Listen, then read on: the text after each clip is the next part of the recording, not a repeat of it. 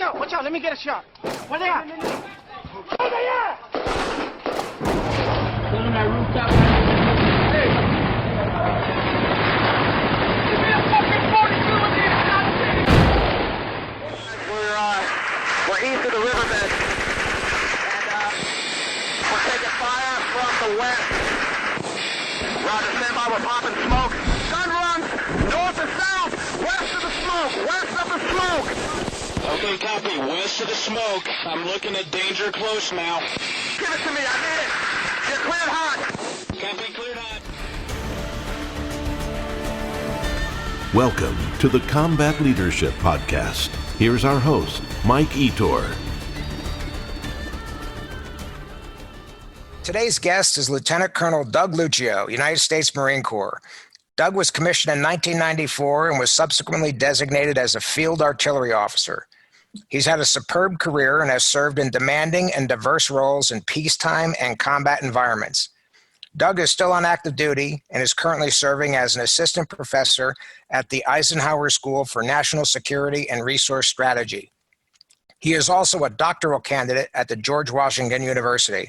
I'm really looking forward to hearing Doug's insights and lessons, and I'm thankful that he's agreed to share his time with us today. Doug, welcome to the Combat Leadership Podcast. Thanks, Mike. It's been a while, and it's great to catch up with you again. Yeah, full disclosure for everybody out there. Doug went through TBS, the basic school at Quantico, Virginia, as a student, a brand new lieutenant, when I was on the staff there. This was what, 94, 95, Doug? Yeah, 94, yeah, 94-ish. So another world. Was I a captain or a major then? You were a major, and they recommended that we all sought out faculty to be mentors, and I remember asking you to be my mentor as a young lieutenant, so I could have somebody tell me how it really is. So. Oh, there you go. That was a few years ago. did I steer you right or infect you with unreasonable expectations? Well, I mean, your rap music while jacking steel is something I always thought about, but, I certainly, you gave us some nuggets to think about because, I think you steered me right. Well, you've already disclosed one personal secret about me. Al-Qaeda's listening. I absolutely was and remain a fan of hardcore rap music. So a little bit against the stereotype, I guess. But yes, I am. I'm a aficionado of high art and music. So we better get going before I get myself in trouble here. Sounds good. Very brief intro that I did for you, Doug. Tell us a little bit more. What do people need to know about you? I'm an Oregon kid. I grew up in a German-Italian family, large family, 9 kids. Parents were teachers. Sports was kind of what drove me. Football and track, fan of hockey. I think that the military always fascinated me, and I wanted to enlist right out of high school, and Mom and Dad are like, no, you're going to college. And that was the last time I listened to my parents. I decided after I went to college, I was going to go into the Marine Corps as soon as I could. So I didn't think it would be a life. I thought it would be like, do it for a gig. It'll be fun. It'll be interesting. And I'll get out and go do something else. But, 26 years later, here I am. I'm still in the Marine Corps, and I got a couple more years to go. Yeah. Tell us briefly about, I know you made several deployments to combat areas. Where'd you serve? Well, for starters, I've done 4 MU deployments. So I was on ship in the Adriatic, Mediterranean, all around Africa, as well as Far East. But then my combat deployments include Iraq twice and Afghanistan once. Yeah. And you had service as an advisor as well, right? Yes, I had 3 military advisor teams. One of them actually got an off-ramp right before we left, but then I got folded into another advisor team. So that gave me a chance to advise brigade level in Iraq and Afghanistan. Yeah. Well, as you know, Doug, this podcast is really aimed at company level and below. And in fact, I like to say platoons and squads. I keep reinforcing, platoons and squads. With that in mind, if a young Marine or soldier or even a kid in high school, who's interested in the military, if he came up and asked you your philosophy on leadership, you only had about a minute to talk to him, what would you say? I would tell him really bluntly, sweating and training minimizes bleeding on the X. And what I mean by the X is that's the moment where you're engaged, and we always refer to it as the X, because once you're getting shot at and having to return fire, you're sweating, and how hard you work to lead up to that is going to determine whether you perish or succeed. Yeah. Well said. The other standard question I always ask up front, we'll talk a little bit more about this later in detail, but a lot of listeners are young. Most are untested in combat as of yet. And they talk to someone like you, and do I have Doug, do I have a chance to be like you? I mean, what's the recipe? Can I become at least an effective combat leader? What would you say to them? Well, here's the good news. The Marine Corps has been doing this for 245 years. So we've obviously learned from the mistakes and the successes of 245 years of warriors. And it's not just Marine Corps. I mean, we've also learned from other services. And everybody has their first combat experience. So prior to that, it's your training that gets you there. So what I would tell you is I would think that what we train our troops to do, it becomes ingrained, it becomes second nature. And the way that we train people, the ethos, the mindset, the instant obedience to things, the bias for action, that killer instinct. I mean, something clicks in your head, and when you don't know what to do, you rely on what you know best, which is good, honest training. Yeah. So yes, anyone can learn to be a combat leader. Well, before we get into the core of the interview, I want to ask you about role models, mentors at either stage of your career. I'm sure you had more than a few at various levels. Early on, as a young guy, who were your mentors, if you had any? Would you like to call any out in particular that had an influence on you? As a lieutenant, I mean, I was going to the basic school, and the combat veterans we had were newly minted Desert Storm veterans. And my platoon commander, Paul Hickey, is one that comes to mind. And then Tim Maxwell's another. He was my company XO. And there's just the conversations those gentlemen had, the way they carried themselves. I mean, there's a certain level of awe, because it's like, hey, these guys have been in the show, they've done things, and while most of us as young lieutenants didn't know if we'd ever see combat or not, the Desert Storm vets were the individuals that I listened to, and as it wasn't until I was a major that I actually was engaged in something, and at that point, it was actually a couple colonels and generals that I looked to, because I was on a division staff. But yeah, early on, it was Desert Storm vets, because that was the only show in town. Yeah. Guys like yourself, Beirut. I mean, that was a rare thing. Not a lot of guys did things like that. MU deployments, people that had been to embassies. I mean, the experience was different. I mean, now we've got 20 years of combat, and so it's a much different experience than when I was coming in the early 90s. Yeah, you mentioned that. I've talked to many young Marines, in the last couple of years, and most of them haven't even heard of the places I've been on combat deployments. And they're not even aware that, like, what the hell's that? They're not even aware of it. So it just shows you how quickly the era turns, so to speak. Absolutely. And experience is experience, and the guy who's done the most is the guy that's gonna have the most swagger and credibility. But most is a relative term, and things change and evolve. Absolutely. So I always ask this question, and we're rocking now in the main interview, Doug. I've had some people tell me that, in their opinion, there's no difference between combat leadership and just general military leadership, and they back it up with pretty good rationale. I can't really argue with them. And then others have said, no, there's definitely a difference. The stakes are different, blah, blah, blah, different. What's your thought? Well, I would start with basic military leadership is the foundation. If you get that wrong, then everything you do in combat is going to be wrong. So it's like building a house. If you don't have a solid foundation, then you're not going to build the right things. You learn how to do things right, You learn how to do things efficient, and there's a method to that. So to me, that garrison's focus that we go through prepares us.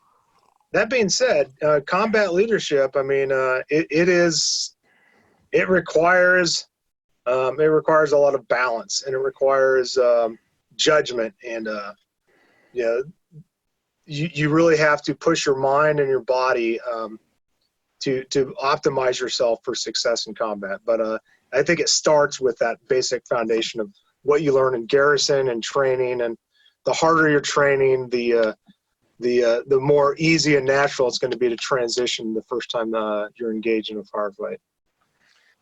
Yes, Doug, you've had enough experience, more than enough now to have had the epiphany, so to speak, to know that sometimes the guys that in the rear, that they just look the part, act the part, talk the part. Sometimes those guys falter in combat. Absolutely. And then on the other side of that coin, sometimes you're in combat and you look to your left or right and you're like, where in the hell did this guy come from? He just was quiet, unobtrusive, just kind of almost mild-mannered in garrison. All of a sudden, this guy is like a lion. It just surfaced. He's in his element now, and nobody would have predicted that. I want to ask you what your thoughts are. Have you experienced that? And then that said, do you find there's any common traits among the best combat leaders? To your point, I'm actually glad you brought that up, because, the individuals that we think, oh, this is the meritorious NCO, this guy is the most squared away at drill, this guy is awesome. That may or may not be. I mean, the kid that succeeds under fire might be overweight, might be disheveled, might not look the part, but there is something about his mind, and there's something about his presence, and there's something about his need for survival that just clicks. And what I would say is, the closest you're going to get to finding out who that is extreme training, such as cold weather training or extremely hot weather, where you're uncomfortable, and then you find out beyond that. But to me, what matters is ultimately it's confidence. Confidence, and the term having your head on a swivel. The first time I heard that, it didn't really make sense, but as I look back on it, being able to mobilize and look around, and you're able to move to where things are. There's trust that comes with that. You trust your training. You trust your weapon. You trust the guys and the gals to your left and your right. You trust your orders. You trust that what you're doing is the right thing. And so trust is a huge part. And I know you've written a lot about trust. Yeah. But there's also an appreciation for the bigger picture.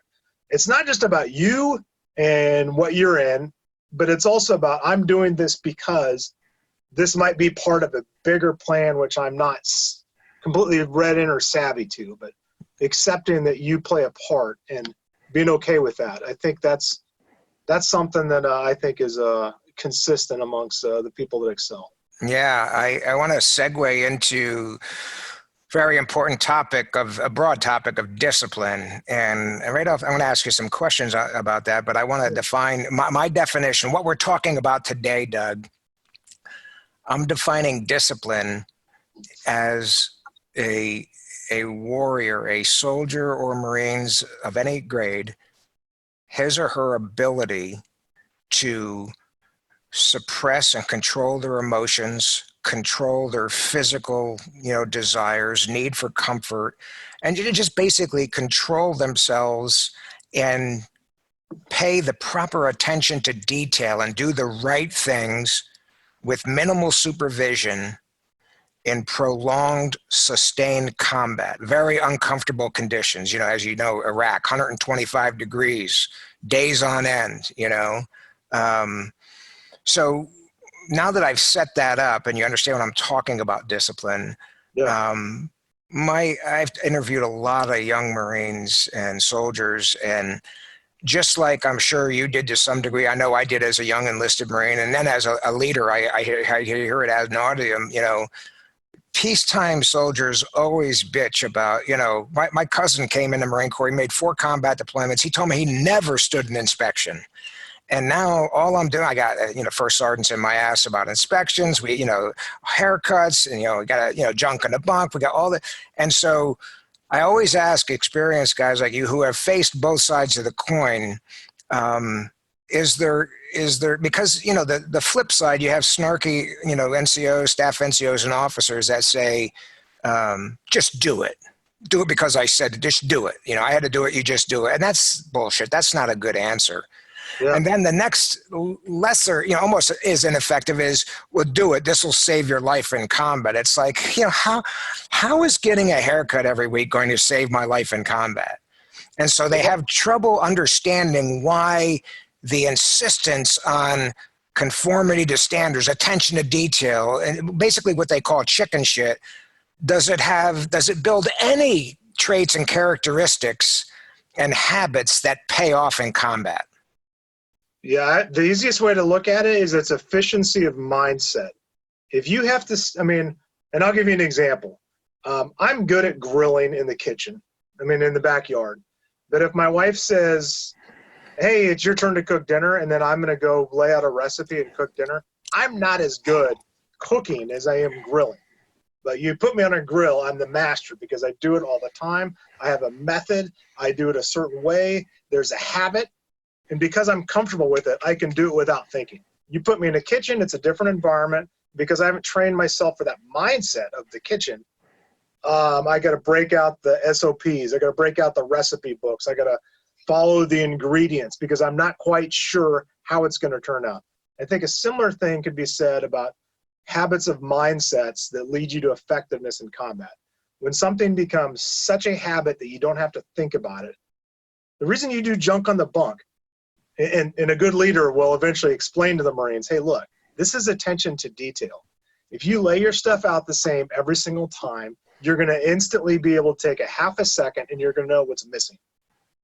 And when everybody has their packs set the same way and somebody's down and you got to go retrieve something out of their pack because everybody's packed it the same way, those seconds can save that person's life. So it becomes an efficiency of decision making. And it doesn't make sense until you realize that, oh my goodness, the reason I'm doing this is because I am thinking faster. And sometimes we introduce the term OODA loop, observe, orient, decide, and act, which was actually, an Air Force fighter pilot came up with that. But completing that cycle of observe, orient, decide, and act, the quicker you can think about something, the quicker you have a chance to survive. And quite honestly, coming into something where something is just ingrained in your brain, you don't have to think about it, you just do it. That to me is, I think, the recipe for success. You briefly touched or alluded to something I want to go just a tad deeper on, SOPs. You talked about, everybody packing their stuff the same way. I think this in particular irritates young, first term, second term Marines and soldiers. Like, what is the big deal? Like, why does my first aid kit have to be exactly where you say? Why do I carry the spare? Why do I carry the spare batteries in this pocket of my pack and all of that? I know that the utility of that. I'd like you to, because I think the young fellas, they'll never really truly understand it until they are in a serious situation and it is in the dark, and yet they know exactly where to reach for that guy's tourniquet to put it on his stump. Well, and tourniquet's an exact thing that I was thinking about, because you have 30 to 120 seconds before the human body bleeds out. And one of my advisor tour experiences, I arrived on the scene, I want to say about a minute and a half after somebody had stepped on a pressure plate IED. Both their legs were missing. They were missing an arm. And I went to work as fast as I could, putting tourniquets on that individual. I was too late. And I know firsthand that even had I got there sooner, there was a finite amount of time to save that person's life. And that window closed very quickly. If it wasn't for the fact that I just happened to be carrying tourniquets on me, which was what we did, he wouldn't have had a chance. But imagine if I was relying on him as a Marine to pull his tourniquet off of his body, right, and it was off his uniform, and it was in the same spot that everybody else in the unit had it. that person might have a chance to save that limb or life. So yeah, a minute and a half to 2 minutes. That's all you get. And then your blood's gone and you're gone. So I want to get your thoughts on this. So I don't let me put words in your mouth, Doug, but I think what you're saying is all of the stuff in the rear, most of it really does apply in the sense that it's breeding attention to detail, in some cases, uniformity, standard, carrying of equipment, important equipment. Because to your point, if that was a Marine and he was next to you when he got hit and you survived, if you knew right where his tourniquet was, chances are you're going to have that tourniquet on him in less than a minute. Sure. However, if the tourniquet's not where it's supposed to be, now you're forced to look at it.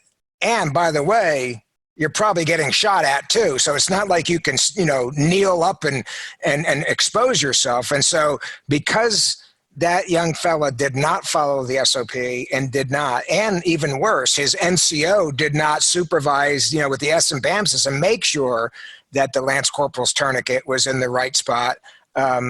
He's going to die now because of not following what some would perceive to be just a chicken shit habit that everybody dwells on in peacetime. Well, and everybody loves autonomy. Everybody likes to have the freedom to do things. And the good news is, I think, the way that we do decentralized leadership and we empower decision makers to do things, we do give you autonomy. But there are certain that autonomy only works because there's a structure that things happen a certain way. And SOPs are written based on failures and successes in combat. We update them after deployments. So I might have an SOP, and then 2 to 3 years later, that same organization, after 2 to 3 deployments and sister battalions are deploying, might say, wait a minute, we need to update some stuff because the tactics have changed and we've got this new way of doing this thing. We need to incorporate that. So there's a constant updating of things to make sure that you've got the most newest information. Some of it's never changing, but you have to update the stuff that also needs to change. Yeah, and I want to reemphasize what we're talking about here. Discipline is the individual able to function as required in combat under prolonged stresses for a long, for sustained periods, and as well as the unit. And I'd like to get your thoughts on this. That I try to tell people, look, there is no such thing as the discipline fairy that comes and hits you and your unit over the head just as you step across the LOD or depart friendly lines. It's been my experience and history's experience that ill-disciplined individuals in units in peacetime that are ragged, just not on time, they just don't have their act together, they don't suddenly become better in combat. In fact, they often don't get a chance to become better because they get their ass tore up pretty quickly in some cases. Any experiences or thoughts on that? Yeah, the first time I got shot at comes to mind. And so here I am as a young major, and I'm on the division staff. I'm a fires coordinator, so my job was to clear fires. But unfortunately, some rounds landed where they weren't supposed to. So I had to go out with a convoy and do an investigation do a battle damage assessment of a crater where some damage happened. So myself as a major, artillery, and the other major with me was a lawyer. We're in a vehicle, and then the vehicle in front of us drives right over an IED. We drive over the IED. The vehicle behind me, boom, gets blown up. We immediately have to dismount. And then myself and the other major, realizing that this is not our normal place, we realized that the guy in charge of our vehicle was that corporal. And that corporal was taking orders from a young lieutenant. And we looked at the corporal, and he knew that there was a lawyer and there was an artillery guy. He goes, hey, which one of you is the artillery guy? And I raised my hand. I go, sir, I need you to take point. And so we dismounted, and we had to do some stuff immediately. But myself and this other major, we had to trust this corporal because he had done the battle drills.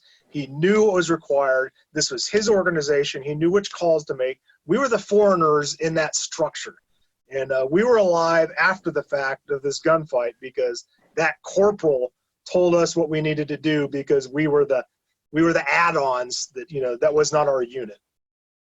So he figured as an artillery officer, you could at least point your weapon in the right direction. Yeah, he put the lawyer in the back and he put me in the front. So I ended up becoming the most expendable member of the vehicle. Well, that's a great story. The corporal was important because he knew the rules. I didn't, nor did the other major. Well, there's lessons in that story, Doug. For those young folks out there listening, I mean, here you have two field grade officers that had the savvy and humility to realize at that moment rank did not matter. They were not in charge, in fact. Nope. And that corporal had rehearsed all this, and so the corporal made a command decision. And at that point in time, those two majors obeyed. They instantaneously obeyed that NCO, and they made things better. You know, we all know of circumstances, Doug, where that didn't happen, and an officer or a staff NCO injected themselves inappropriately just because of rank, and it didn't turn out well. Yeah, that day I became Rifleman Luccio for about 15 minutes, but those 15 minutes felt like about 45. Hey, you know, I see some silver hair in that gourd of yours. I'm sure that's it could have started then, you know. Well, I want to talk about fear and uncertainty a bit, Doug. I know that you've asked yourself, and now I have the answer, but I know you've asked yourself the eternal warrior question that's been asked for ages. And that is, when my first combat action takes place, will I be able to overcome my fear and do my job? And me personally, I used to ask myself that question. And as I grew older, still unanswered, I told myself, you know, I'm not necessarily afraid of dying. I am mortally afraid, you know, mortified of letting my buddies down, of freezing and letting my buddies down. So you have a young Army PFC or sergeant come up to you and say, you know, Colonel Luccio, I know you asked yourself this question. I'm asking it myself now. I've been in 5 years, no combat. Am I going to be all right? The answer is yes, because your military training prepares you for it. And what I will also tell you is there becomes this fight or flight mentality where everything around you closes off except what you need to do to survive. So there's a million things going on, but you're only focusing on the things that matter the most. And you will tune out things that don't matter. You will focus on going where you need to, shooting where you need to shoot, following the SOPs, or in my case, you know, following the lead of a young corporal telling me, Major, move forward. And then once we started returning fire, you know, realizing that, you know, we had to take a position where we could shoot back. I mean, but I will tell you that everything around you, your mind focuses. It's a weird phenomenon, but I mean, you become hyper aware of only a couple things that matter to survive. And there's things going on around you that you just are not focused on because they don't matter. You're not worried about, am I going to do the right thing? You do the right thing because you're focusing on staying alive. Yeah, absolutely. I want to talk a bit about mental toughness, the warrior spirit. You've been around a long time now, and you know, mental toughness, again, much like the endurance, the discipline. Mental toughness, as I'm talking about it right now, Doug, is people in combat in tough situations. They've just seen their buddies killed or dismembered. They're hot as hell. Their water tastes like shit. They're just nasty. They just, you know, and they're able to start feeling sorry for themselves. And I say it's the mental toughness, especially as demonstrated and flowing out of the leaders, that get everybody on the same sheet of music. It's like, we're not quitting. Quitting is not an option. Don't know how much longer we're going to be out here on this op, but we're coming home together. I'd like to hear your thoughts on mental toughness and how important it is as an individual and as a unit, you know, the mental toughness, the mental mindset of a unit. Well, for starters, you do no honor to the memory of those you've lost if you don't finish the mission. So if you fall apart, the person that died for nothing because you weren't able to finish it. And in terms of toughness, I think one thing that we don't necessarily teach, but I think is something I learned, and it took me going through some hard things as a young officer, learning the value of empathy. And what I mean by empathy is different than sympathy. Sympathy is when you feel sorry for somebody. Empathy is when you feel that you feel their thoughts. So if a Marine is concerned about something, you have to present yourself in a manner where they can vent, and they have to be accessible where they can share their concerns, and you have to be able to find a way to alleviate them. That doesn't happen on the X. That happens, in garrison or back in the rear with the gear. But I mean, that empathy happens. But that mental toughness happens because you believe in an organization, you believe in your mission, and you believe in your leadership. And I think part of that is you have to be well read in on what the plan is, what the purpose is.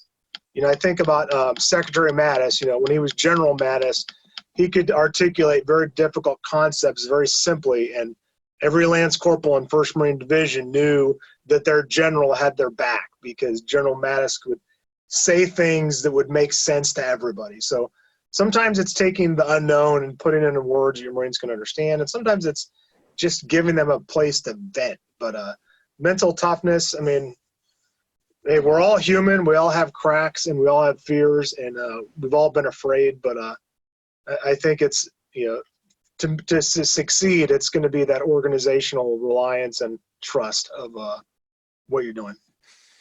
So talk to the young squad leaders, team leaders, second lieutenants out there. They're with their unit, and any methods or techniques that they can employ that fosters a development and maintenance of mental toughness? Well, every individual is different, so you're going to have to look at each person's needs separately, and you're going to have time where you as the leader are going to have to individually work with that person's needs. But holistically, you're going to have to look at whatever your unit is. So if that's your fire team, your squad, your platoon, your company, your battalion, whatever your unit is, whoever the leader is, their focus primarily has to be the organization. And so they have to facilitate a conversation where there's this top-down, bottom-up conversation where you are developing and mentoring people based on their needs, but you're also sharing with them enough information so that they have trust in the process. Got it. I want to move on to a very, very important topic, physical conditioning. Yep. And notice I didn't say physical fitness. I'm saying physical conditioning. And what we're talking about here, Doug, is a warrior of any tenure and grade, his or her ability to function effectively under prolonged, sustained combat deployments. And obviously, we prepare for that in peacetime with various types of physical fitness events. Now, you've seen both sides of the coin. And if there's one thing I think a peacetime unit that either does very well or does poorly is their physical fitness program. Sometimes I've seen them where they've got a hell of a program, but it's aimed more at, you'd think these guys were going to the Olympics, to be decathletes, and very little carryover to, combat. And then you got folks that are more real, they would favor road marches and other really tough, hard things as physical conditioning events. And then you got folks that are, for lack of a better way of saying it, they're doing the same PT program that Marines were doing in the 50s. Just bland, and the Marines are they're done with it. It's just boring and it's the same old stuff. And so I'd like to get your thoughts on the importance of physical conditioning in the combat environment, and then how do you do that? How do you prepare for that? I think, to your point, there's a lot of different ways you can physically condition yourself, but I think variety is important. But I also think you have to do things that matter. The guy that runs an 18-minute 3-mile is certainly going to get promoted faster because that's our reward system is, he's a fast runner, so we should promote him. But if you throw a ruck on that guy and he can't carry it, I mean, he's going to be useless in combat. So I think there needs to be a variety of things. I think when you were in, we had line training, and then we went to Marine Corps martial arts. And so the belt that you wore actually became a huge part of the Marine Corps identity in the early 2000s, and so your belt color showed how proficient you were at hand-to-hand combat, line training. But as a captain, if I did organized PT, it was always boots and utility. It was either we'd run in boots and utes, we'd do obstacle courses, we'd do a circle in the sand, and we'd wrestle, we'd fight.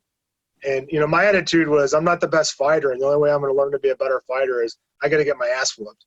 And there was some people like, no, don't do that. You're gonna lose credibility if your Marines beat you. Yeah. And I'm like, I disagree. It's like I want to know who the best fighters are, because that becomes something that we would actually we had a ladder where you could challenge the guy who was next on the list, so you could work your way up the ladder, see who was the best at ground fighting. And it was good for morale, but it also made guys would spend extra time. So they weren't being forced to do it. They'd go practice because they wanted to win. But, oh, by the way, you're practicing to win, but you're also practicing to survive. You're dealing with another individual who is physically maneuvering theirself around you. And if that's a hand-to-hand combat, which I've never done hand-to-hand combat in real life. For sure. But that's one of those things where it's like, who's got the skills to work themselves out of that? But if you've created those sort of things that help you to do that, then you're going to find a way to get through it.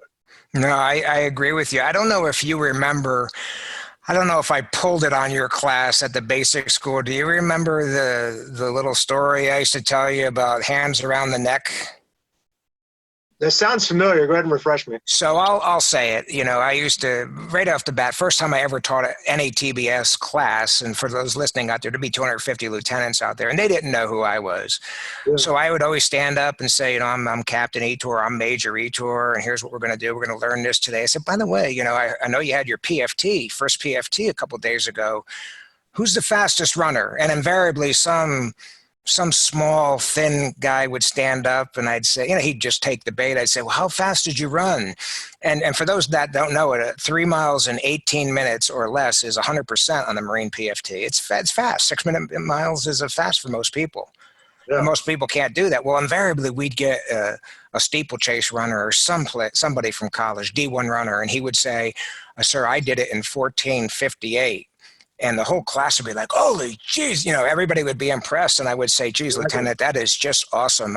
You need to be applauded for that effort. I certainly couldn't run that fast. I said, but I want to make a challenge to you. Let's go out and run that PFT again tomorrow.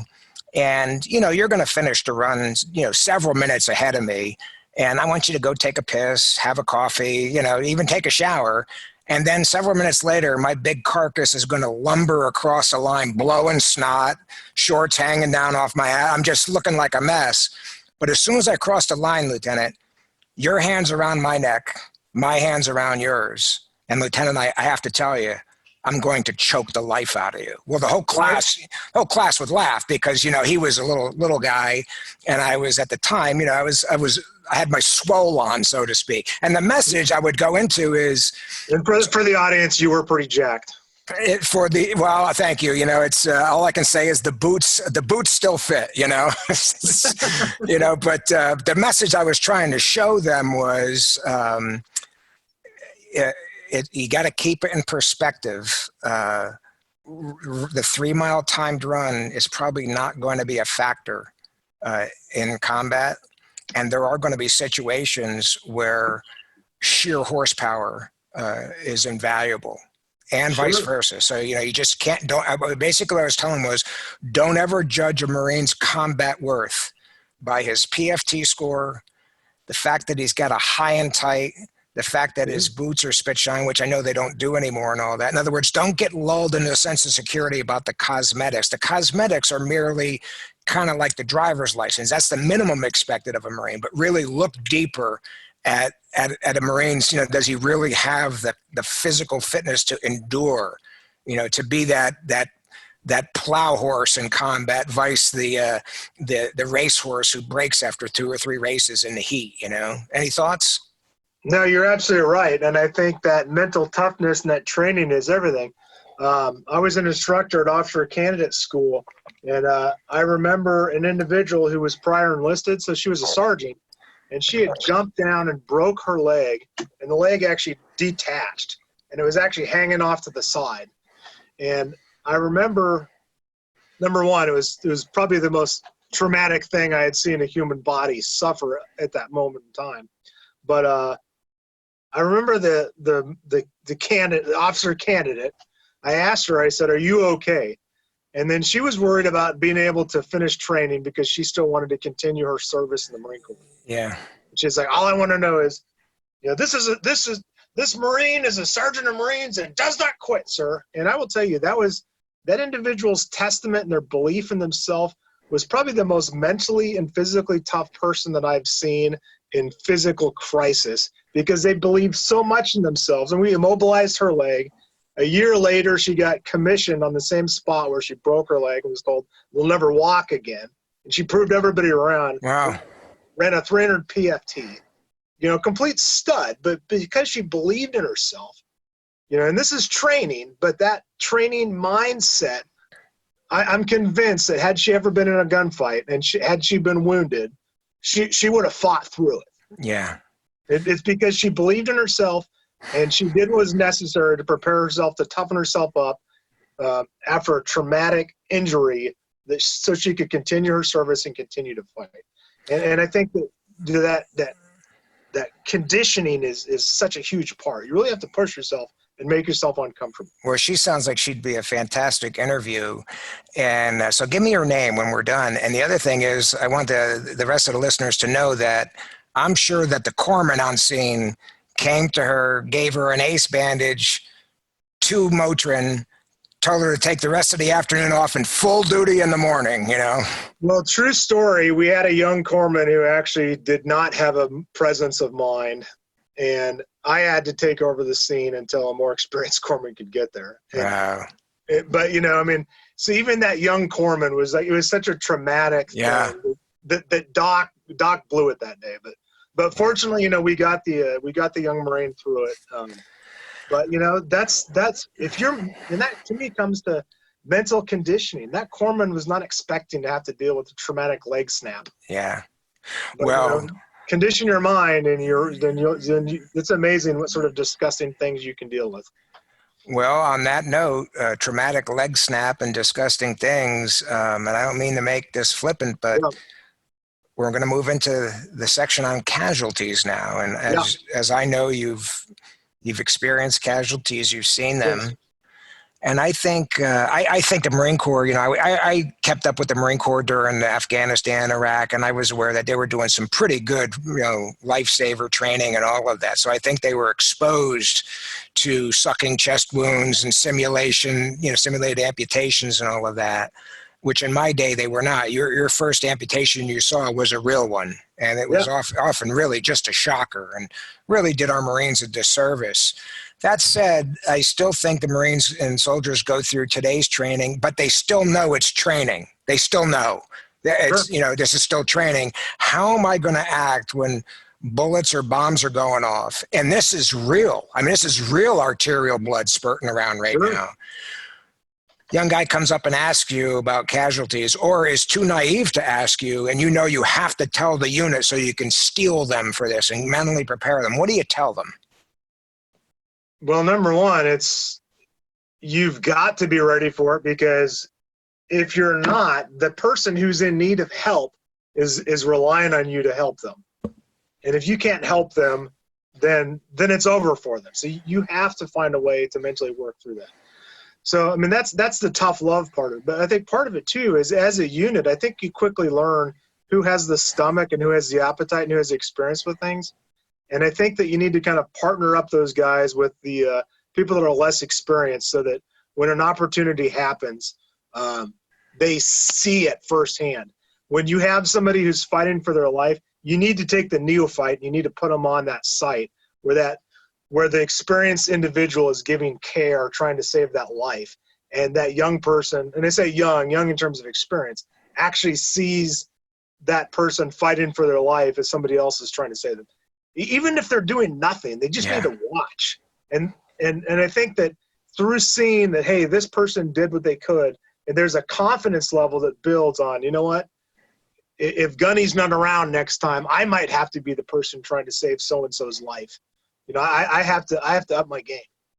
And practicing casualties, I mean, we used to play a game where if somebody's cell phone went off, in training, we would all have, we'd start the clock on terms of how fast you, so somebody's phone went off, we'd say left leg. And so left leg, everybody would have to put a tourniquet on their own left leg. Or we'd simulated, drawing your hand with a pistol. And to this day, somebody's phone goes off, I draw my imaginary hand pistol. And I have people looking at me and go, "Are you okay?" I was like, "No, it's training. It's all good." But, to me, it's that mindset of readiness. And, it blows my mind, the disgusting things that I've seen that I've learned to push through. That being said, there are still some things that make me nauseous because it takes me back to these dark places. But you have to put that young face in that disgusting situation. Yeah. And allow them to just see it. And then talk about it afterwards. It's like, "Hey, Gunny saved so-and-so's life. What are your thoughts?" Oh my God. And let that person talk through what it was probably traumatic for them to watch, but they need to see that so that they can gain confidence. This person's injury is a learning experience for all of us. In the spirit of this podcast, passing on lessons, when I was a young Marine, I remember talking to an older Marine, first sergeant, who had been on Iwo Jima, gone all through the Pacific, heavily combat experience in the Pacific. And he told me, he said, "Listen, I was about this. It was casualties." And he said, "Let me tell you something, Etor, if you ever get in combat against an opponent that's worth a shit, there's going to be casualties. Yep. And if you're the leader, guys are naturally going to freeze up and they're going to be shocked by this." And he said, "If you don't get people, even to the point of having to literally kick them in the ass and push them forward and get them moving into the attack, if you don't get them going, there's going to be a whole shitload of more casualties in the next 60 to 90 seconds or so." And I remember saying that just almost word for word at the basic school when I was an instructor. I used to tell people, this is what a World War II guy told me. And a few years ago, I had a Marine contact me that was now a colonel who had been a student at TBS. And he brought that up and he said, I never forget you said that. And I remember you said it from a World War II Marine. And I can't tell you how many times over the past 25 or so years that I have said that almost verbatim. So that kind of made me feel good because that first Sergeant Iwo Jima vet is still alive in the Marine Corps, and that experience and wisdom is not lost. That's the whole essence of this podcast. That's awesome. So with that, I really appreciate your investment in time today. We're about to wrap, but I want to let you out of here. And I'm curious, I've been salivating for your answer to this question. If you were allowed to bring back one combat leader from the past, the ages, who would you bring? It doesn't have to be a company level guy. It doesn't matter, any time in existence. If you were able to bring one leader back, who would it be and why? What would you ask that person? Well, interesting you say that because as a lieutenant, we used to go to Bobo Chow Hall, and Lieutenant Bobo was an individual who lost his leg from the knee below, put a tourniquet in on himself, planted his stump in the ground, and returned fire. And he returned fire until he expired. But the presence of mind, and his award citation actually talks about him planting his stump and using stability with his stump. So he wouldn't bleed out too, yeah? My God. That is like the most manly thing I've ever heard in terms of a way to die. And I'm not saying that's what it's all about, you want to die manly, because nobody wants to die. But, that to me, unfortunately he perished, but I'd be interested in hearing from Lieutenant Bobo, what prepared you to just take that stump and just bury it and continue the fire? My goodness. To me, that's just amazing. It's a great choice, and to add a little color to it. So for those of you who don't know it, Lieutenant Bobo received the Medal of Honor posthumously for his action. And I actually was at a function one time, Doug, where a now Marine Corps general officer who was on scene, I can't remember if he was a lieutenant or a captain, but he was right there. He was in that unit, and he was talking about Lieutenant Bobo. And he said, we all knew what he was doing when he refused evacuation and stuck that stump into the ground and said, no, you guys go, I'll cover you. We all knew that he had made the decision to fight until he had no life left. And the general choked up. I mean, you could see his eyes welling up and all of that. And one lesson I'd like that you probably don't know is all the records, student records, are still at TBS, or at least they were when I was an instructor. Sure. And for years, Lieutenant Bobo's records got passed around the instructor staff, and he was a very mediocre student at the basic school, and he was maybe low first class PFT, or he wasn't a PT study. He was actually kind of a small man, they said.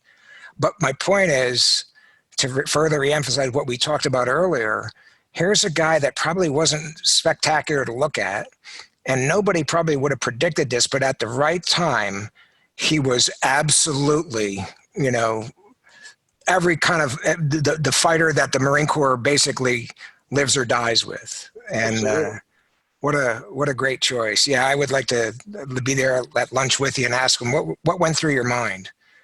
What goes through your mind when you make a conscious decision like the only way they can live is if I die? So it's great. That is the ultimate sacrifice. I mean, yes. To me, that is the most noble thing. When you lay your life down so that others may live, I mean, there is nothing more noble than that. Right, and by all accounts, he took a shitload of the enemy with him. Absolutely. No doubt about that. So, Doug, we only got a few minutes left. Tell the listeners, what are you doing nowadays? Well, like most of us, there comes a point where you realize you got to hang up the uniform and go do something else. So I'm working on becoming a college professor. I write a lot.